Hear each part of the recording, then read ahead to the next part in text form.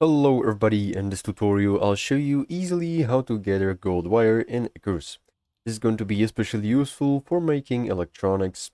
And first thing we'll need to do is go to the tech tree, tier 3, and here research and craft the machining bench.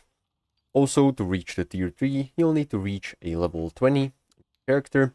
And once you've done that, go ahead and research the cement mixer, and here, after the copper wire, you can see there is going to be the gold wire.